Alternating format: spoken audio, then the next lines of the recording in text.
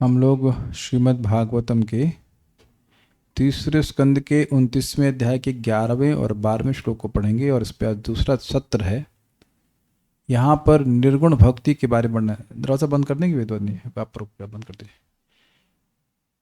निर्गुण भक्ति का वर्णन हो रहा है, निर्गुण भक्ति के लक्षण का वर्णन हो रहा है और स्पष्टतः एक लक्षण है और वो ये है कि जैसे ही भगवान का नाम सुना या भगवान का गुण सुना तो जो भगवान सभी के हृदय में रहने वाले हैं बस उधर मति अपने आप जाने लगती। देखिए कल इस बात को हम नहीं बता पाए कि श्रुति मात्रेण का मतलब क्या हुआ। श्रुति मात्र का मतलब हुआ और कोई साधन नहीं लगाया, ना कोई आसन लगाया, ना प्राणायाम किया, ना अपनी तरफ से कोई प्रयास नहीं किया। और यही आपको याद होगा, भाव भक्ति में भक्ति करनी नहीं पड़ती है, भक्ति अपने आप होने लगती है। और यह भी याद होगा कि भाव भक्ति पर ही चित्त निर्गुण होता है। एक बात और भी बताना चाहूंगा, देखिए हो क्या रहा है। कल बाद में भक्त पूछ रहे थे ये बातें,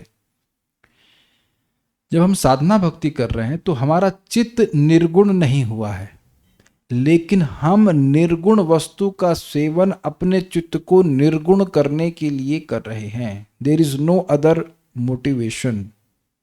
अब इससे अधिक स्पष्ट मैं क्या समझाऊं। हमारा चित्त रजगुण से प्रभावित हो सकता है, तमगुण से, या किसी भी चीज से हो सकता है, सतगुण से, किसी से, वी डोंट केयर, डैम जिसे कहना चाहिए। लेकिन निर्गुण वस्तु का सेवन कर रहे हैं और हमारी एस्पिरेशन है कि हमारा चित्त पूरी तरह से निर्गुण हो जाए। इजी है समझने में। यही बात मैं कल समझा रहा था कि आप और मैं भक्ति के एक्चुअल प्लेटफॉर्म से कितना दूर है उससे मतलब नहीं है, आप चाह क्या रहे हो ये क्लियर होना चाहिए। एक भक्त और पूछे प्रश्न इंग्लैंड से, रश्मि बदार माता जी रिकॉर्डिंग बनी तो क्या पूछी, जब भक्ति करने से मुक्त हो जाते हैं तो व्यक्ति मुक्ति की इच्छा क्यों करेगा। मैंने कहा कि बेवकूफ है वो क्योंकि जैसे गेहूं उगाते हैं तो भूसा मिल जाता है, तो भूसे के लिए क्यों टारगेट करेगा, जो बेवकूफ है। शास्त्र सुनने की वजह से व्यक्ति समझ पाता है कि उसका टारगेट क्या होना चाहिए। जस्ट दैट्स सिंपल, इसीलिए शास्त्र सुनना चाहिए, ये बात है। तो ये चीज हम टारगेट कर रहे हैं कि हमारा चित्त क्या हो जाए, निर्गुण हो जाए। और एक बात समझ लीजिए, एक बार निर्गुण हो गया तो वापस गुण का प्रवेश नहीं हो सकता उसमें। Every time you are hearing Bhagavatam, जितनी बार भागवतम सुन रहे हैं, जितनी बार नाम उच्चारण कर रहे हैं, भगवान का प्रसाद ग्रहण कर रहे हैं, विग्रह की सेवा कर रहे हैं, इतना सबको क्लियर है कि आप निर्गुण वस्तु का सेवन कर रहे हो। जैसे जितनी बार हम लोगों क्या मिठाई खाते हैं तो कुछ सिस्टम में बढ़ रहा है ना, मीठापन जो भी कह लिए, डायबिटीज की प्रवृत्ति बढ़ रही कि नहीं। फिर पहले pre diabetic, border line case, उसके बाद फिर फुल डायबिटीज। तो उसी तरह से करते करते करते करते होगा, लेकिन ये एकदम नहीं होता है, ये बात ध्यान रखना होगा। तो there is no point in losing hope as long as हमारी दृष्टि क्लियर है। दृष्टि मतलब गोल हमारा क्लियर है कि हम कर क्यों रहे। ओके, सो मेरे पीछे बोलिए, मदगुण श्रुति मात्रेण मयि सर्व गुहाशये। मद्गुण श्रुति मात्रेण मयि सर्व गुहाशये। मनोगतिरविच्छिन्ना यथा गंगाम्बसोम्बुधौ। मनोगतिरविच्छिन्ना यथा गंगाम्बसोम्बुधौ। लक्षणं भक्ति योगस्य निर्गुणस्य हि उदाहृतम्। लक्षणं भक्ति योगस्य निर्गुणस्य ह्युदाहृतम्। अहैतुक्य व्यवहिता या भक्ति पुरुषोत्तमे। अहेतुक्य व्यवहिता या भक्ति पुरुषोत्तमे। मद्गुण श्रुति मात्रेण मयि सर्व गुहाशये। मद्गुण श्रुति मात्रेण मयि सर्व गुहाशये। मनोगतिरविच्छिन्ना यथा गंगाम्बसोम्बुधौ। मनोगतिरविच्छिन्ना यथा गंगाम्बसोम्बुधौ। लक्षणं भक्ति योगस्य निर्गुणस्य ह्युदाहृतम्। लक्षणं भक्ति योगस्य निर्गुणस्य हि उदाहृतम्। अहेतुक्य व्यवहिता या भक्ति पुरुषोत्तमे। अहैतुक्य व्यवहिता या भक्ति पुरुषोत्तमे। श्लोक को फिर समझते हैं। मद गुण श्रुति मात्रेण का क्या मतलब हुआ, मेरे गुणों को, नाम को, लीला को सुनने मात्र से। मयि सर्व गुहाशय, मयि शब्द जो है सप्तमी विभक्ति, मुझ में अर्थात भगवान में, जो सर्व गुहाशय सभी के हृदय में रहने वाले अंतर्यामी हैं, सभी के साक्षी हैं, उसमें मन की गति अविच्छिन्न। देखिए गति समझ में आ रहा है आप लोगों को। एक तो गति का तरीका हो सकता है जो फ्लो है, ये भी इंटरेस्टिंग है। जो वृत्ति होती है ना, मन का फ्लो, प्रतिकूल अनुकूल वृत्ति, वो सब खत्म, बस भगवान में मन जा रहा है। और दूसरा है मन की स्थिति। मन कहाँ है? ये आपने सुना है शब्द, मन कहाँ है?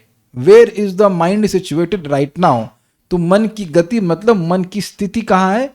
बिना कटे अविच्छिन्न भाव से भगवान में ही लगी हुई है। मन और कहीं नहीं जा रहा। ये कह लीजिए कि मन कहीं जा ही नहीं पा रहा है, ऐसे समझ लीजिए। यहां पे बिल्कुल स्पष्ट समझ में आ रहा है कि मन को भगवान में लगाने का प्रयास करने की जरूरत नहीं है। तो आप लोगों को या मुझको भगवान में मन लगाने का प्रयास कब तक करना चाहिए? जब तक प्रयास करना बंद ना होने लग जाए। अब महेशानी माता जी, ये कितने साल में हो जाएगा? हंसनी, अरे उत्तर पूछ रहा हूं, हंसने का बोल रहा हूं, हंसने का। हम आप लोग प्रश्न करेंगे, हम भी ऐसे हंस देंगे। हाँ ये कोई बात ना हुआ, इतना दुखी हूं मैं कि न्यू डिवोटी हूं। बताइए माता जी कितने साल में हो जाएगा ये? तो क्या होगा उत्तर? वेदवादी माता जी क्या उत्तर होगा? अगर मैं पूछूंगी कितने साल में हो जाएगा तो क्या उत्तर हो जाएगा बताइए? अच्छा ले, महेशानी माता जी आप तो बहुत खराब टीचर, कह रहे अनंत कोटि। ले, काफी एनकरेजिंग है। तो कौन माता जी को अपना शिक्षा गुरु बनाएगा? कह रही है अनंत कोटि साल में हो जाएगा ये। अच्छा ये तो सुमेध प्रभु बढ़िया उत्तर दिए हैं, कह रहे हैं जब होगा तब हो जाएगा। Got it? यानी कि जब होगा तो आपको समझ में आता है कि it can happen any moment of time, but it is not unlimited time. देखिए अनलिमिटेड टाइम हमको भक्ति तक पहुंचने में लगा है। अनलिमिटेड टाइम भक्ति को पूरा करने में किसी को नहीं लगा है आज तक। एक शास्त्र में उदाहरण दे दीजिए कि जिसने भक्ति का संपर्क किया हो उसको अनलिमिटेड टाइम लगा हो पूर्ण होने में, क्योंकि प्रश्न ही गलत है। अगर अनलिमिटेड लगेगा तो भक्ति में पूर्ण ही नहीं होगा। मान लिया जाए कि कोई व्यक्ति नलकुबेर और मणिग्रीव की कैटेगरी का है, तो भी 36,000 साल में शुद्ध होगा कि नहीं? बोलो क्या है 36,000 साल? कुछ नहीं। और यहां कौन सा नलकुबर मणिग्रीव की तरह कांड करने वाला है? नहीं ना। अजामिल तो 12 साल में शुद्ध हो गया। रघुनाथ प्राण प्रभु, समझ में आ रहा है कुछ? और ये मत सोच लीजिएगा कि आपकी ड्रेस से कोई फर्क पड़ता है इस सिचुएशन में। कोई सन्यासी है, ब्रह्मचारी है, गृहस्थ है, वानप्रस्थ, इससे कुछ फर्क नहीं पड़ता कि उसकी मन की गति क्या हो रही है। It has nothing to do with your dress. यहां लिखा है कुछ ड्रेस के बारे में? ड्रेस से मतलब नहीं है। अपने ड्रेस चाहे कुछ भी आप पहन लीजिए, पिंक पहन लीजिए अगर पिंक पसंद है, green, blue in case you like blue, it doesn't matter. मन की गति क्या है की बात है। अब छिन्ना का अर्थ क्या हुआ वेदवादिनी? निरंतर। वेरी गुड, निरंतर। यथा गंगाम वसवम बधो, जिस प्रकार से गंगा जी का जल निरंतर समुद्र की तरफ जाता रहता है, इसको निर्गुणस्य भक्ति योगस्य लक्षणम ही उदाहृतम, ऐसे से पढ़िएगा इसको। निर्गुण भक्ति योग का लक्षण निश्चित रूप से कहा जाता है। किन के द्वारा कहा जाता है? पान वालों के द्वारा। महाराज कहते हैं उदाहृतम मतलब जो विद्वान है उनके द्वारा कहा जाता है। ये समझ लेना चाहिए। ऐसा नहीं कि ऐसा कहा जाता है लोक में, लोक में नहीं कहा जाता, लोग नहीं जानते हैं। देखिए थोड़ा इस पूरे फ्लो को समझिए। आप लोग तामसिक भक्ति के लक्षण को समझते हैं, राशि को भी समझ रहे हैं, सात्विक को भी समझ रहे हैं। तो ऐसे ही निर्गुण भक्तियों का भी लक्षण होना चाहिए। और इंटरेस्टिंग देखिए, केवल एक लक्षण, शुद्ध भक्ति एक और लक्षण भी एक। लक्षण क्या है? बस सुना कथा और नाम सुना और भगवान में मति लगने लग जाएगी। ठीक है। और ये भक्ति कैसी होनी चाहिए? अहेतुकी। इसमें भगवान की सुख विधान के अलावा और कोई इच्छा नहीं होनी चाहिए, और कोई हेतु नहीं। क्यों भक्ति कर रहे हो? भगवान को प्रसन्न करने के लिए कर रहे हो, और कुछ नहीं, और कोई हेतु नहीं। और अव्यवहिता का अर्थ समझे, भेद दर्शन रहित। ये समझ पाए थे? मेरा सुख भगवान के सुख से अलग है, ये भेद समाप्त हो गया है। मैं नहीं समाप्त हुआ हूं। और इसको बिल्कुल क्लियर समझ लीजिए। हम लोग भक्ति कर रहे हैं, लेकिन भक्ति करने के थोड़े समय के बाद दिन में ही मुझे लगता है अरे बहुत भक्ति करी, अब थोड़ा तो कुछ और करो जिसमें कुछ सुख मिले। किसको ये फीलिंग नहीं आती है? जरा हाथ खड़ा करे। आई वांट टू सी। कोई तो परफेक्ट, कोई परफेक्ट नहीं हुआ अभी तक। तो अगर ये फीलिंग आ रही भाई बहुत भक्ति कर ली, कुछ ये काम कर ले और आप ये जानते हैं कि ये कार्य भगवान को प्रसन्न नहीं करेगा। कदाचित भगवान सामने खड़े होते कहते क्या कर रहा है, अरे रुको यार चला देख लेने दो, सुन लेने दो, उसके बाद देखते कौन आप, भगवान है आप, हम आपके अंश है। अच्छा, तो अब एक भक्त कल बड़े बिलबिला कर पूछ रहे प्रभु जी ऐसा क्यों होता है? भाई इसलिए होता है क्योंकि अहंकार है। मिथ्या अहंकार का मतलब क्या होता है? Means a sense of separate enjoyer. मैं अलग खाऊंगा, भगवान अपनी थाली में अलग खाएं, ये बात। लेकिन एनकरेजिंग बात यह है कि आप अपने जीवन में देखिए, एक दिन को सैंपल क्रॉस सेक्शन के रूप में देखेंगे तो काफी परसेंटेज अब ये खत्म हो गया है कि हम इस कार्य को करेंगे यद्यपि श्री कृष्ण संतुष्ट ना हो। मैं फिर से रिपीट कर रहा हूं, नाम जप करने से, भगवान की कथा सुनने से, ये प्रमुख अपने जीवन में देखेंगे कि जो टेंडेंसी है उस कार्य को करने की जिससे भगवान अप्रसन्न हो, वो समाप्त हो रही है। सो लेट्स से 100% था तो 70, 80, 60, 50 ऐसे करके, और धीरे धीरे साक्षात अनुभव होने लगता है कि जब हम भगवान को प्रसन्न करने वाले कार्य करते हैं, आई एक्चुअली बिकम सेटिस्फाइड। तो ये थ्योरी नहीं रह जाता है, इट इज जस्ट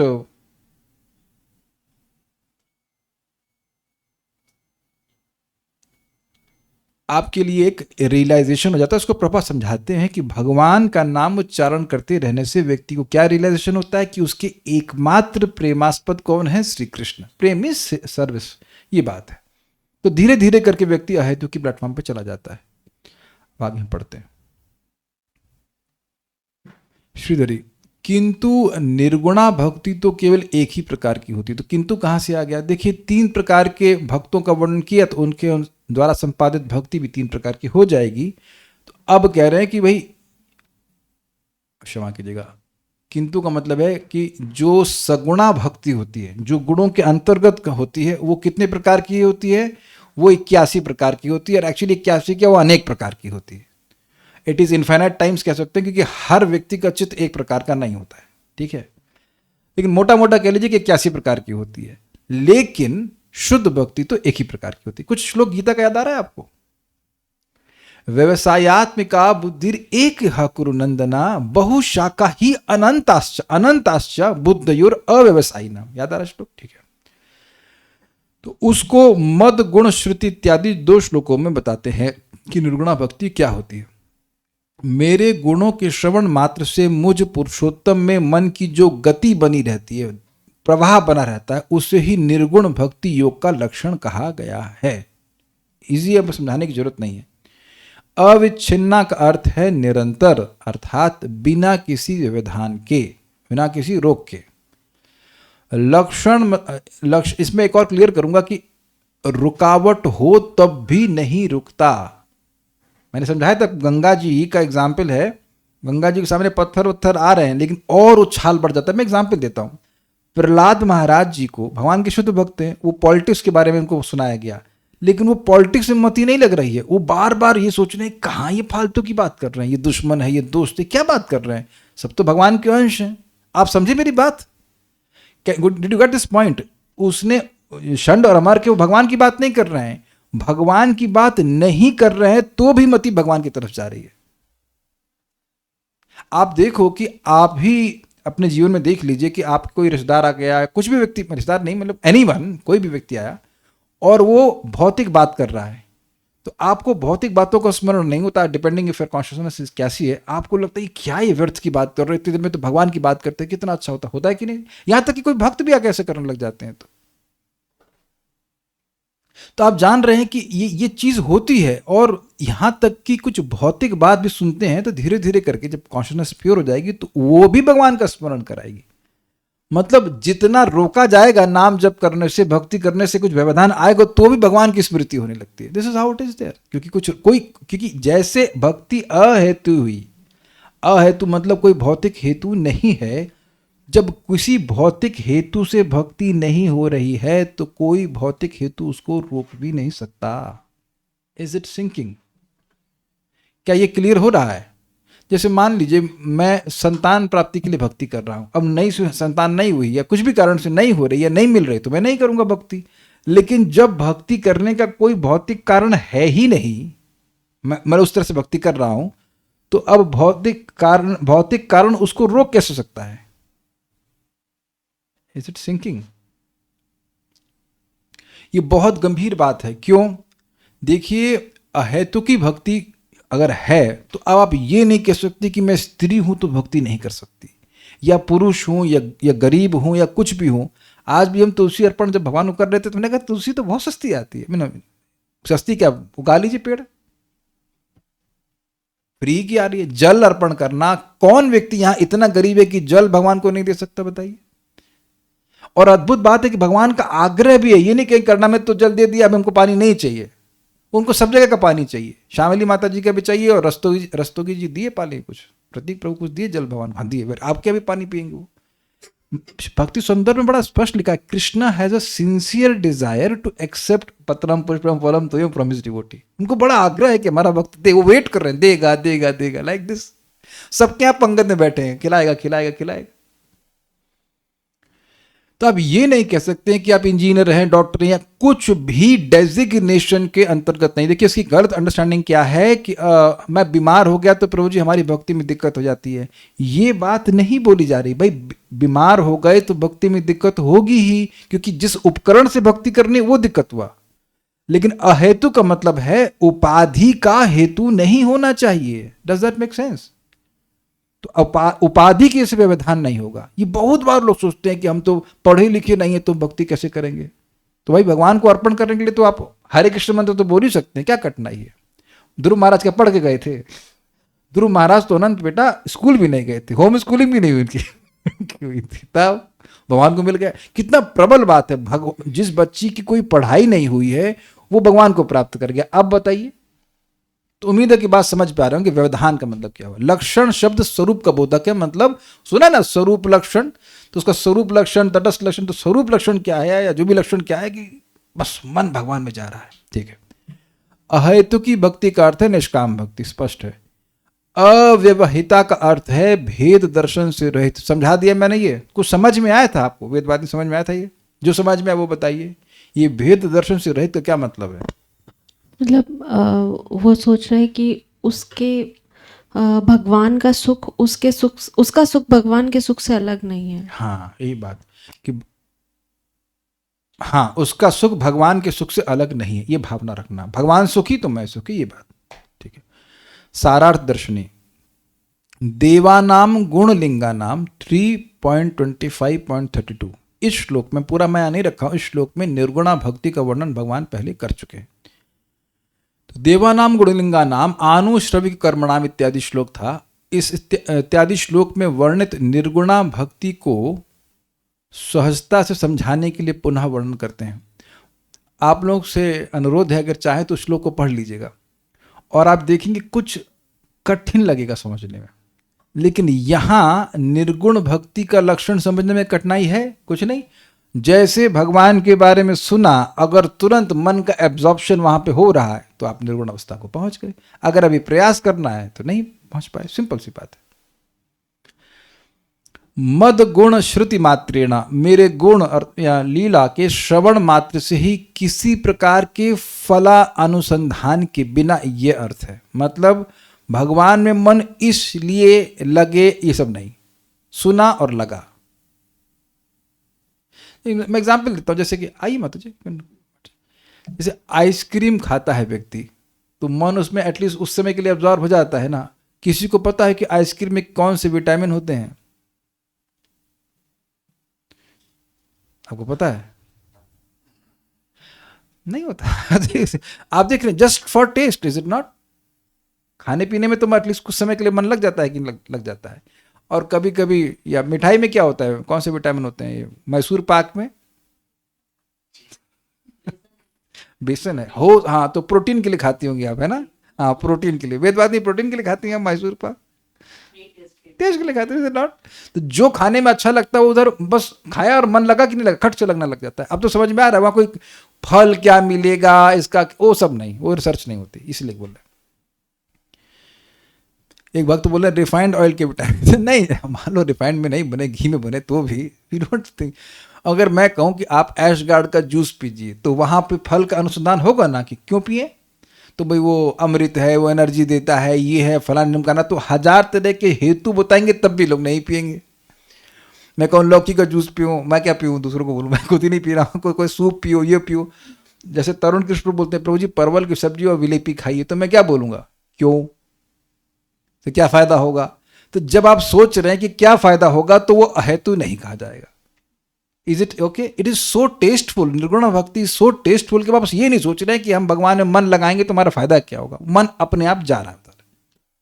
ठीक है, सर्व गुहाशय स्पष्ट है, सबके सबके गुहाशय मतलब हृदय में, सबके अंतःकरण में अंतर्यामी रूप में अवस्थित सुख ध्येय मूर्ति श्री पुरुषोत्तम मुझ में ही मन की जो अविच्छिन्ना गति होती है, ये थोड़ा समझिए। और बातों को देखिए खोल रहे हैं चार गण। ये सुख ध्येय मूर्ति समझ में आया? कहने का मतलब ये है कि भगवान के प्रति प्रेम है, और ऐसा भी नहीं कि भगवान दूर बैठे हों। मान लीजिए कोई व्यक्ति को किसी सुंदर व्यक्ति के प्रति आकर्षण है, तो वो दूर होगा तो उसका ध्यान करेगा या कुछ भी करेगा मुश्किल होगी, लेकिन सामने बैठा है तो कोई कठिनाई नहीं है ना। तो अब भगवान का स्मरण करना चाहता है तो दो अर्थ से सुखमय है। एक तो भगवान से संबंध है, भगवान से प्रेम है, तो इसलिए सुख है, उनका स्मरण करने से सुख मिल रहा है। और दूसरा भगवान अंदर ही बैठे हुए हैं। ये शब्द सर्व गुहाशय से सूचित हो रहा है कि भगवान को कहीं ढूंढने जाने की जरूरत नहीं है। आप लोगों को अगर श्लोक याद हो, सुखदेव गोस्वामी बोले इस बात को, एवं स्वचित्ते स्वत एव सिद्ध आत्मा प्रियार्थ भगवान अनंत। भगवान अपने ही चित्त में बैठे हुए हैं। जैसे एक भक्त हमसे शालिग्राम लेने के लिए तो परिश्रम हुआ, हमसे पूछे, फिर आए, तब भगवान को लेके गए। लेकिन अब भगवान को तो आप सभी लोग प्री इंस्टॉल्ड वे में लेके चल रहे हैं।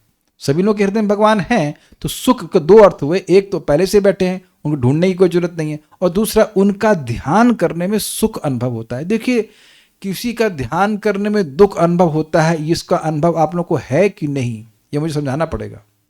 कभी कभी कोई व्यक्ति हमको बहुत दुख दिया है तो उसका ध्यान होता है, और जितना ध्यान करते हैं उतना और दुख भी होता है। ये दृष्टांत सबको समझ में आ रहा है या नहीं आ रहा? किसी को आ गया ना? देख लो सबके चेहरे, किसी को, हाँ, कोई, सब लोग भौतिक जगत में ही है, हाँ ठीक है। तो उसकी सारी बातें, उसकी मधुर या गिरा वल्गुआ के उसने जो मधुर बातें बोली सब याद आता है। और अब देखिए आपका चेहरा भी डाउन हो जाता है जब ऐसे व्यक्ति का स्मरण करें जिसने आपको परेशान किया है। Then you feel disgusted, so to speak. तो ये ऐसे भगवान ने कौन सा आपको दुख दिया भाई? जो कुछ दुख हमको मिल रहा है वो अपने कर्मों की वजह से मिल रहा है। भगवान सच्चिदानंद घन है, उनके स्वरूप की ध्यान करने से सुख मिलता है, उसमें भगवान की गति होने लगती है। ये बात है। जैसे अभी मैंने श्लोक कोट किया था मजाक के, लेकिन सीरियसली कोट किया जाए तो गोपियां भगवान की सुंदर वाणी का, जो भगवान ने मधुर मधुर वचन बोले, वो स्मरण करके उनको यद्यपि विरह भाव हो रहा है बट आनंद भी बहुत हो रहा है। तो सुख देह मूर्ति है भगवान की, उसमें मन की गति होती है। जैसे सागर की ओर गंगा जल की गति स्पष्ट है, इसी हेतु से अर्थात इसी प्रयोजन के लिए इसे निर्गुण भक्ति योग का लक्षण कहा गया है। इसके साथ अन्वय होगा, पूरा पढ़ूंगा फिर समझाऊंगा। क्योंकि निर्गुण श्रवणादि भक्ति योग के द्वारा ही मुझ में मन की गति अविच्छिन्ना संतत प्रवाह रूपा होती है, अतः यही भक्ति योग का लक्षण कहा गया। यह फलितार्थ है। थोड़ा समझिए ये बात क्या हो गई, बड़ी मजेदार बात। देखिए, कह रहे हैं कि ये जो गंगा जी के जल वाला उदाहरण दिया गया है, इसको भक्ति निर्गुण भक्ति योग का लक्षण क्यों कहा गया है? क्योंकि निर्गुण भक्ति योग के द्वारा ही मन की अविच्छिन्न गति भगवान में हो सकती है। ये इसका सार बात है, वो कहना चाहते हैं।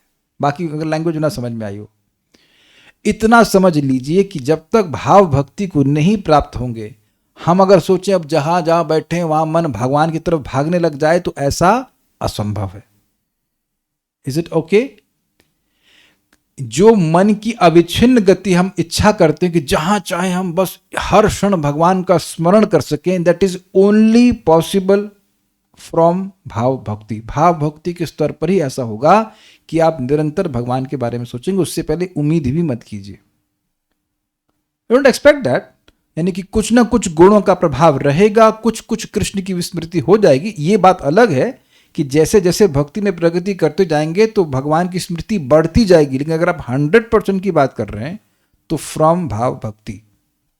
क्लियर हुआ? बड़ा फंड एकदम क्लियर रहना चाहिए। उससे पहले उम्मीद ना करें कि आप जब करने बैठ रहे हैं और आप एकदम आपका मन लगने लग जाएगा। जप कर रहे हैं, ध्यान से सुन लीजिए, जीभ से बोल रहे हैं तो मन पवित्र हो रहा है। होते होते होते जिस जन्म में होते होते होते ऐसी स्थिति आ जाए कि बस अब आपको ध्यान ही नहीं रह रहा है कि दिन कब बीत गया, रात कब बीत गई, तो आप समझ गए भाव भक्ति के स्तर पे आ गए। देखिए ऐसा नहीं कि ऐसा अनुभव हमको नहीं है, कभी कभी गहरी नींद आती तो मालूम चलता है कि सुबह हो गई, अलार्म ना लगाएं तो। दिन में भी कभी सो गए तो लगा 3 घंटा बीत गया, 4 घंटा बीत गया है। तो एब्जॉर्प्शन का तो अनुभव है हम लोगों को एटलीस्ट नींद का।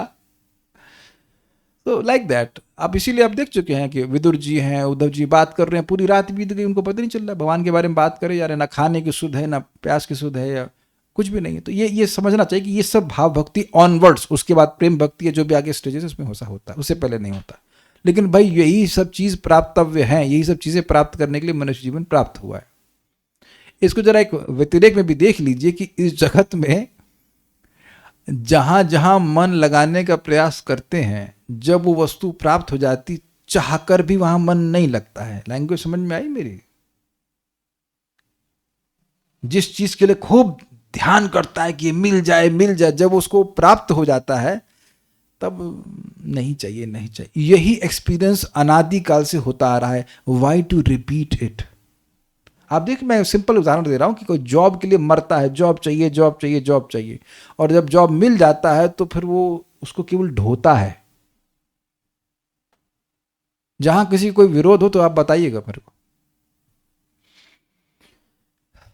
तो एक जगह जहां मन लगने वाला है वो कब है? भगवान में ही लगेगा और कहीं लगेगा नहीं। तो इस स्थिति, लेकिन लगेगा तब जब निर्गुण भक्ति को प्राप्त करेगा। ठीक है, अब बहुत अच्छी बात बोल रहे हैं।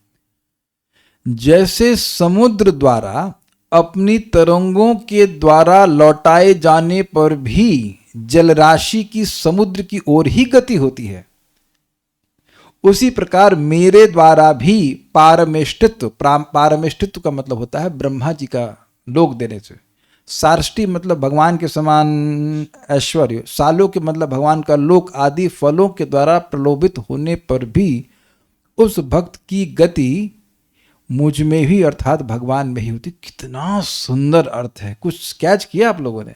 बहुत बढ़िया बात बोल रहे हैं। कह रहे हैं कि देखिए गंगा जी जा रही हैं समुद्र में, और आप जानते हैं ज्वार भाटा होता है, क्या बोलते हैं उससे, समुद्र के जो लहरें हैं वो गंगा जी को पीछे बैक मारती हैं। ऐसा सुना है गया कि जो समुद्र का कुछ उछाल आता है, जो भी होता है तो बैक आता है। लेकिन इसका मतलब यह नहीं है कि गंगा जी का पानी कहे अरे ये हम जा रहे हैं, हमको ये रिजेक्ट मार रहे हैं तो इनको छोड़ दे ना, ऐसा नहीं। अब तो भगवान रिजेक्ट नहीं करते हैं, लेकिन ऐसा देखा गया है भगवान लीला में भक्तों को बोले हैं कुछ वरदान मांगो, प्रहलाद महाराज को बोल रहे हैं। और अष्टपहरी लीला, क्या सप्तप्रहरी लीला, 21 घंटे महाप्रभु भगवान के आवेश में रहते हैं, भगवान अपनी भगवत्ता प्रस्तुत करते हैं। और मैं एग्जाम्पल दूंगा उनका, खोला बेचा श्रीधर। तो खोला बेचा श्रीधर नाम के भक्त थे मायापुर में, और वो केला वेला बेचते थे। Tycoon, business tycoon.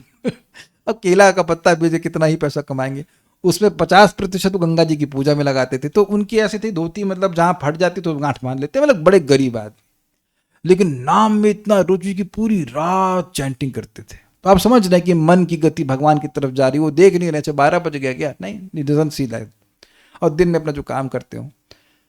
तो महाप्रभु उनके सामने हैं और कहते हैं कि खोला बेचा श्रीधर को बुलाओ, श्रीधर तुमको 3 लोगों का राज्य दे दूं।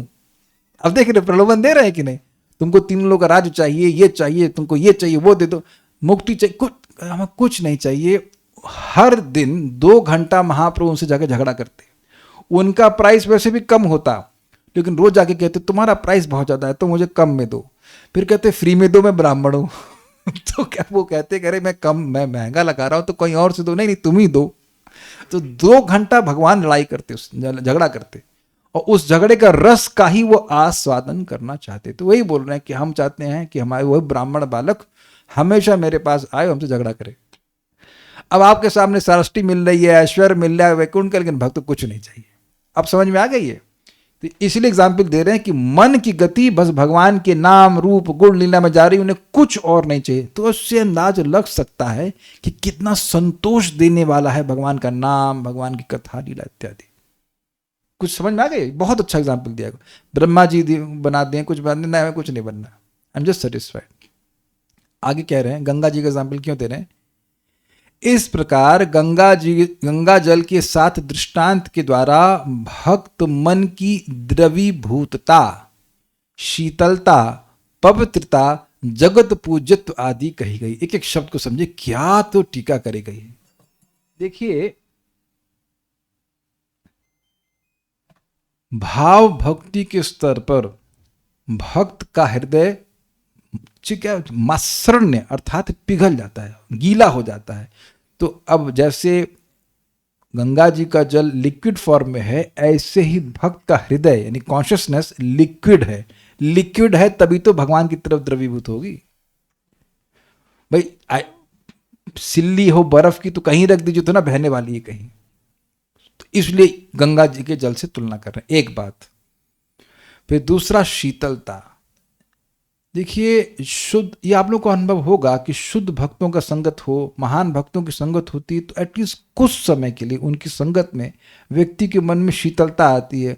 जो जलन होती है, हमको ये नहीं मिला, हमको वही मिला, यही है ना, शोक और शोचती कांक्षती, ये नहीं मिला और काश ये मिल जाता, ये जलन शांति, व्यक्ति में शांति अनुभव करता है व्यक्ति। उस शीतलता का अर्थ है न शोचती न कांक्षती, मन में भगवान ठंडक है, संतुष्टि है, ठंडक है। और पवित्रता तो स्पष्ट में, पवित्र का मतलब हो गया कि कोई रजोगुण तमोगुण कुछ है नहीं। गंगा जी परम पवित्र है। सभी लोगों का अनुभव होगा, स्पेशली आप हरिद्वार में जाकर गंगा जी का स्नान किए ही होंगे मेरे ख्याल से सब लोग, कोई नहीं भी किया हो तो बताइए, सब लोग किए होंगे। तो बाथरूम का स्नान और गंगा जी के स्नान में कोई भेद नहीं है ना। तो आप समझ रहे हैं कि वो जब आप नहा करके जब एकदम 3 डुबकी मार के बाहर निकले, केवल ठंडे की ही बात नहीं है, वो सही में पाप खत्म करती हैं और आप स्वयं अपने आप को पवित्र अनुभव करते हैं। ऐसा कोई होगा, कोई बहुत ही बेवकूफ व्यक्ति हो जो बोलेगा एक बराबर है, इट्स नॉट लाइक। ये केवल भावना की बात नहीं, आप एक्चुअली नदी में, यहाँ यमुना जी में स्नान कीजिए, गंगा जी में स्नान कीजिए, आप अंतर महसूस करते हैं, बहुत बड़ा अंतर महसूस करते हैं। तो ये उनके जल की पवित्रता का प्रभाव है कि व्यक्ति ऐसा अनुभव करता है।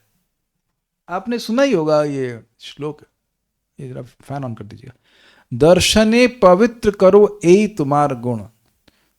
नहीं बगल वाला मत, हाँ जी, दर्शने पवित्र करो ए तुम्हार गुण। तो हृदय का पवित्रता होने के कारण वह जगत को पवित्र करने वाला। एग्जाम्पल आप नारद जी का ले लीजिए, नारद जी ने कितने कैसे कैसे लोगों को पवित्र किया है। वो जो रेत के जानवरों को मारता था उसको पवित्र कर दिया। तो ये भी सूचित हो रहा है। और जगत पूज्यत्व, तो ये बहुत सुंदर है। देखिए, गंगा जी में पूरे ब्रह्मांड के 3.5 करोड़ तीर्थ निवास करते हैं।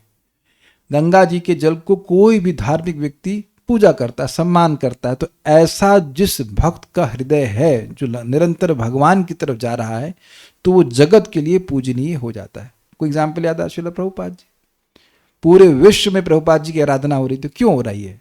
इसीलिए ना कि भगवान के शुद्ध भक्त हैं, ये बात है। तो इस प्रकार से ही दृष्टांत दिया कि हमको ये बात बहुत अच्छी लगी थी। अतः उस निर्गुणा भक्ति का लक्षण क्या है, इसकी अपेक्षा में कहते अहेतुकी। कोई कहे कि भाई निर्गुणा भक्ति तो आपने बताया, एक लक्षण बताया, और क्या लक्षण है? तो बताते अहेतुकी। हेतु से अभिप्राय कारण और भक्ति के अतिरिक्त अन्य फल की अभिलाषा से भी वर्जता है। मतलब अहेतुकी का मतलब है कि इसका कोई कारण नहीं है, एक बात, और भगवान की भक्ति के अलावा कोई फल नहीं चाहता है। ये थोड़ा समझने का प्रयास कीजिए। देखिए, भक्ति का कारण भक्ति है, भक्ति का कारण कोई कर्म नहीं है। ये कुछ समझ पा रहे हैं बात? कोई कहे कि मैंने कंबल बांटे, मैंने कोई पुण्य किया, मैंने कुछ और किया, इसलिए मैं आज भक्ति कर रहा हूं, तो ये सब नहीं संभव है। भक्ति निर्गुण वस्तु है और भक्ति को केवल भक्ति ही जागृत करती, एक बात। और जो निर्गुणा भक्ति की बात हो रही है, उसके पथ की बात हो रही है, उसके फल की बात हो रही है। और भक्ति का उद्देश्य भी भक्ति होता है।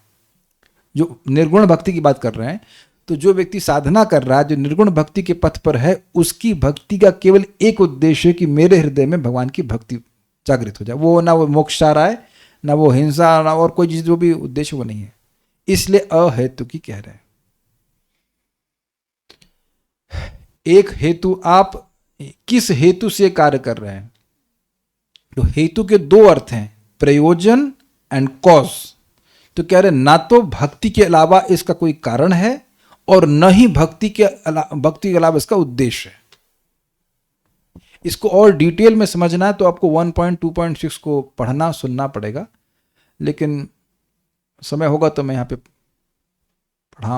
पढ़ाना ही पड़ेगा, नहीं तो बात समझ में आएगी नहीं। जितना पढ़ा सकेंगे तो फिर कल शाम को, आज शाम को पढ़ाएंगे।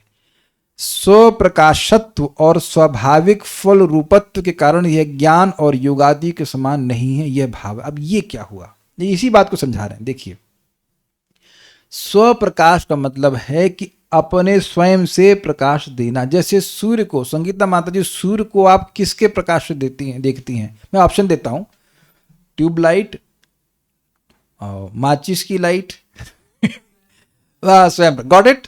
अब समझ में आ गया आपको कि सूर्य को देखने के लिए सूर्य के प्रकाश के अलावा कोई प्रकाश प्रकाशित नहीं कर सकता। एकदम बढ़िया एग्जाम्पल है। सूर्य को आप देख ही नहीं सकते, टॉर्च से, बीम से देख ही नहीं सकते। क्लियर हुआ?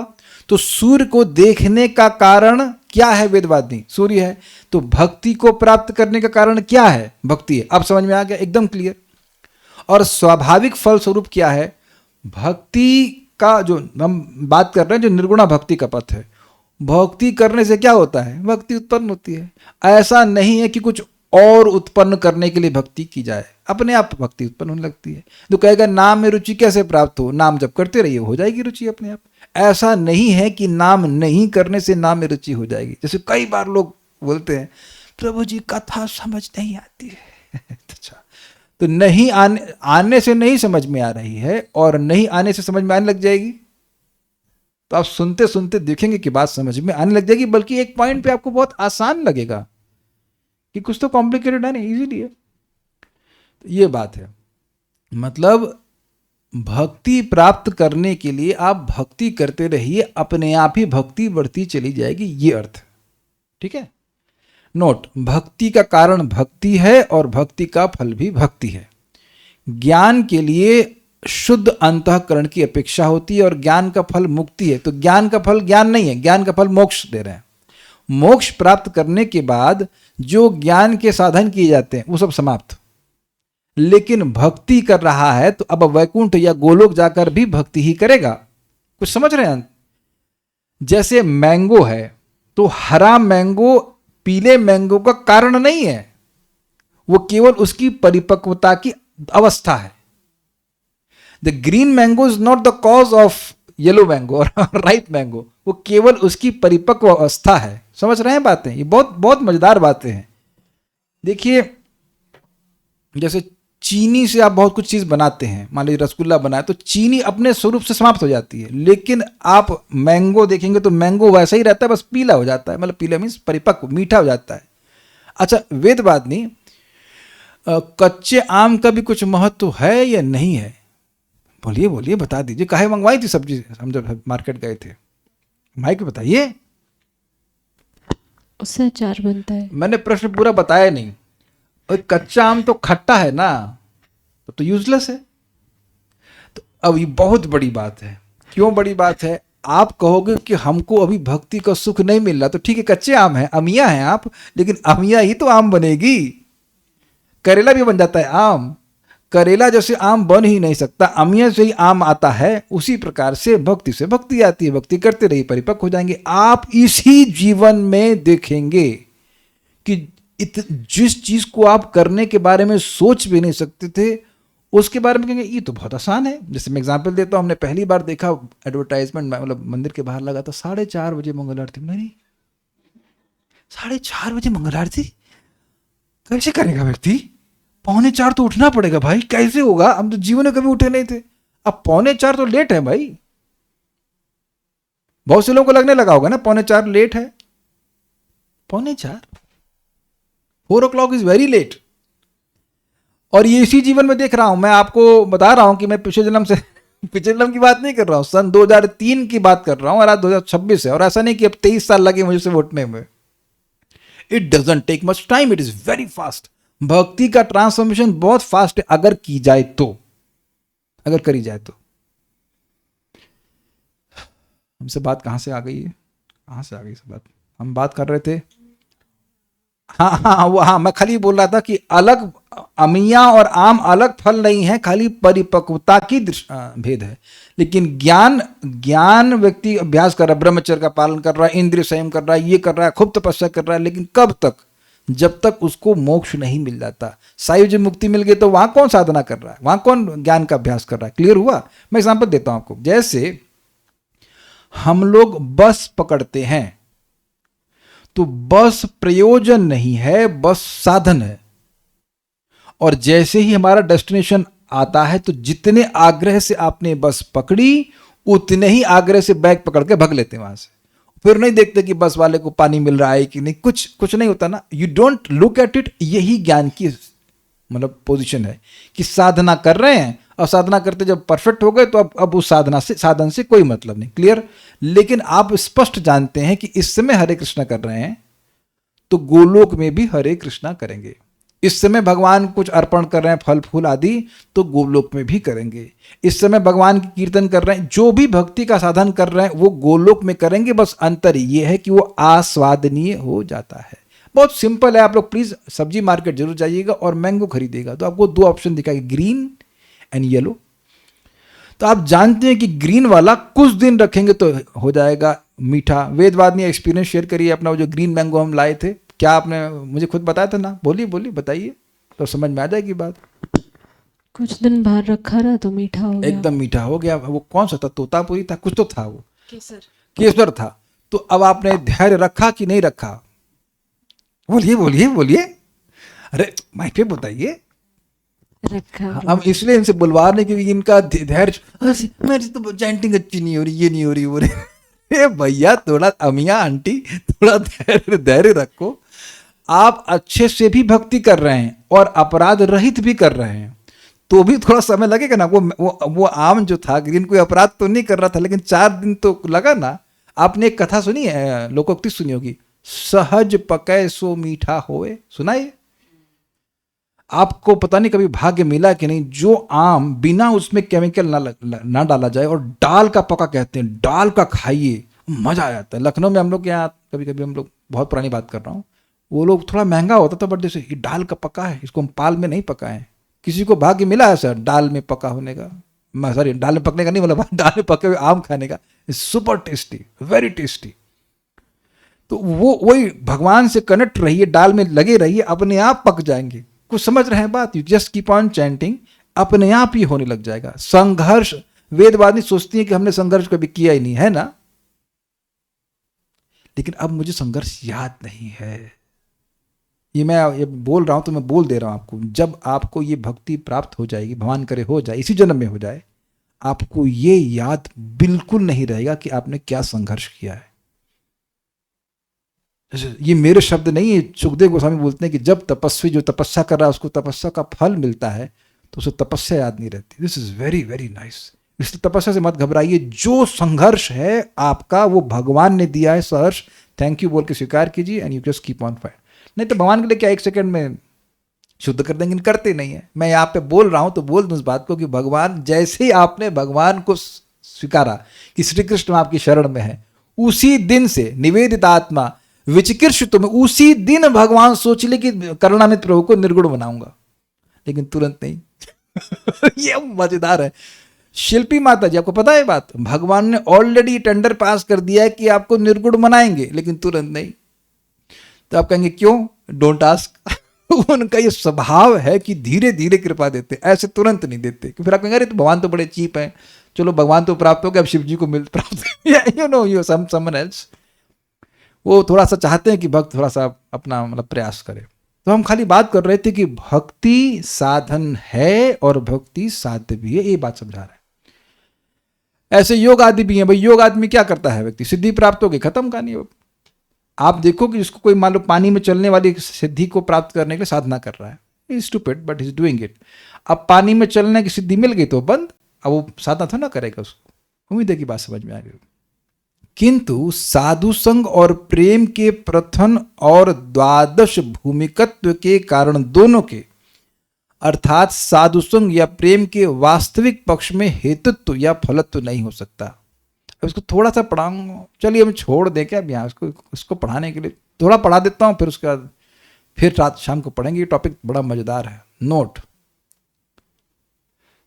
ना, इसको इतनी जल्दी नहीं पढ़ा पाऊंगा, ठीक है शाम को आइएगा फिर से इसको पढ़ेंगे। ये बहुत मजेदार है। इतनी बात आपको बताएं, एक मन में प्रश्न होगा, अरे हमने तो सुना है कि भक्ति का मूल होए साधु संग, साधु संग के कारण भक्ति होती है। सत्य बात है, लेकिन साधु संग भी भक्ति का एक अंग ही है। और आप ये भी सुनते हैं कि भगवान का प्रेम भक्ति का लक्ष्य है, साध्य है, लेकिन वह भी भक्ति का एक सोपान, अंग नहीं सोपान है, स्टेज है। तो इसको हम यहीं बोल के छोड़ दे रहे हैं, रहस्य बना करके शाम को पढ़ाएंगे इसको। ये क्या है, जितना आज अभी आपने आस्वादन किया समझा, उसको थोड़ा समझने का प्रयास कीजिए। देखिए जो ये बात तो स्पष्ट है कि ये सब चीज़ों का आस्वादन करने के लिए आपको थोड़ा सा एक बार कम से कम पढ़ना पड़ेगा कि क्या पढ़ाया गया है। So many deep points to be understood. कुछ पीछे का छूट ना गया, मैं देख लेता हूँ। अभी हम अहेतुकी के बारे में चर्चा कर रहे हैं। ये बात थोड़ा थोड़ा समझ में आई आपको? स्वप्रकाशत्व और स्वाभाविक फल रूपत्व, मतलब वो एग्जाम्पल है कि भक्ति अपने ही शक्ति से प्राप्त होती है, मतलब भक्ति करने से भक्ति मिलती है। और स्वाभाविक फल रूपत्व मतलब भक्ति का स्वाभाविक फल है भक्ति। ये we are chanting Hare Krishna to chant Hare Krishna. ये तो क्लियर हो गया होगा कि हरि नाम कर रहे हैं ताकि और हरि नाम में हमको रुचि प्राप्त हो। उससे हम मोक्ष नहीं चाहते हैं, हमको और कुछ चीज़ें नहीं चाहिए। ओके, एक मन में हो सकता हो डाउट, अरे मोक्ष नहीं मांगेंगे तो देंगे नहीं ना भगवान। ऐसा नहीं है, ऐसा नहीं है। You just automatically gate. जैसे अब आप गेहूँ उगाएं और कहें कि भाई हमको, देखो भाई हमको भूसा नहीं चाहिए, तो भूसा तो मिलबे करेगा। और अच्छा आम का पेड़ उगाऊंगा लेकिन हमको छाया नहीं चाहिए, तो आम का पेड़ उगाएंगे तो छाया नहीं मिलेगी। संतुष्ट कृष्ण प्रभु, छाया मिलेगी ना। आप छाया को कैसे अवॉइड करेंगे? तो लेकिन टारगेट तो फल प्राप्त करना है ना, तो इसलिए वो अपने आप हो जाता है, इसलिए चिंता करने की जरूरत नहीं है। और तो मेरे ख्याल से कोई कमेंट या प्रश्न नहीं। ये कह रहा है इसलिए आपके YouTube चैनल का नाम भक्ति ट्री है। वो तो है, वो देख, वो पता नहीं, वो इंस्पिरेशन मिली थी भक्ति वृक्ष प्रोग्राम से। ओरिजिनली हम लोग भक्ति वृक्ष के जो पाठ्यक्रम है उसको पढ़ाने के लिए उसके ट्यूटोरियल्स डाले थे। गीता का तो प्लान नहीं था शुरुआत में, उसको वहीं से बस चालू हो गया तो कर दिया भक्ति ट्री। बट एक और भी प्रेरणा थी, चैतन्य महाप्रभु, वो भक्ति का वृक्ष, बीज भी कहा गया है, वृक्ष भी कहा गया, और जिनकी जो अन्य अन्य शाखाएं हैं वो सब भगवान के भक्त हैं, और उसमें जो फल निकल रहे हैं वो सब प्रेम रूपी फल है। वो भी उद्देश्य था भक्ति ट्री कहने के लिए। तो उम्मीद है कि बातें समझ में आ रही होंगी। Stop now. कोई और प्रश्न नहीं? ठीक है।